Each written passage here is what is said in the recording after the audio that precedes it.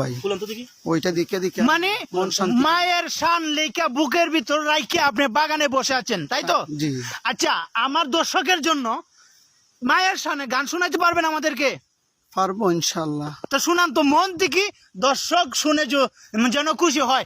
দর্শক, এই শানটা যদি, মায়ের শানটা যদি ভালো লাগে থাকে, দর্শক আপনারা অবশ্যই দর্শক এই ভিডিওটা শেয়ার করে মায়ের ভালোবাসা দিয়ে প্রমাণ করে দিবেন। দর্শক শুরু করেন ভাই। মায়ের কদমে জড়াই দোলে মনাবাই, মায়ের ভাবিস না তুই পর, মায়ের ভাবিস না তুই পর।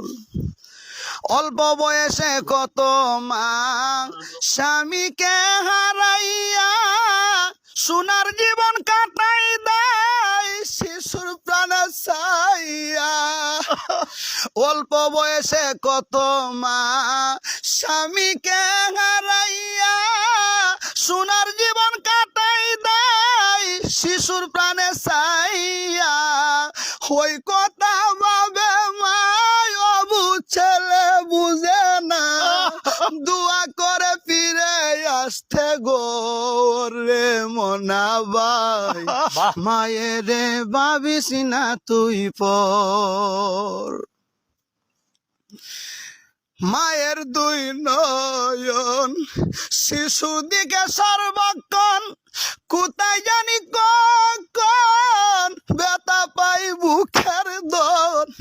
মায়ের দুই নয়ন শিশু দিকে সর্বক্ষণ, কোথায় জানি কখন ব্যথা পাই বুকের দন। ওই কথা ভাবে মায় অবু ছেলে বুঝে না, দোয়া করে ফিরে আসতে গো রে মনাবাই, মায়ের কদমে জড়াই ধর। মায়ের ভাবিস না তুই পরে শাহিন ভাই, মায়ের কদমে জড়াই ধর। মায়ের দুয়ায় হাউলিয়া হওয়া যায়, প্রমাণ আছে দেখো ইতিহাসের পাতায়। মায়ের দিকে তাকাইলে ওদের সুয়া পাইবে, মায়ের দিকে তাকাইলে ওদের সুয়া পাইবে। ওই কথাটি কোরআনের কবরে মনাবাই, মায়ের ভাবিস না তুই পর, মায়ের ভাবিস না তুই পরে আমির ভাই, মায়ের কদমে জড়াই দর।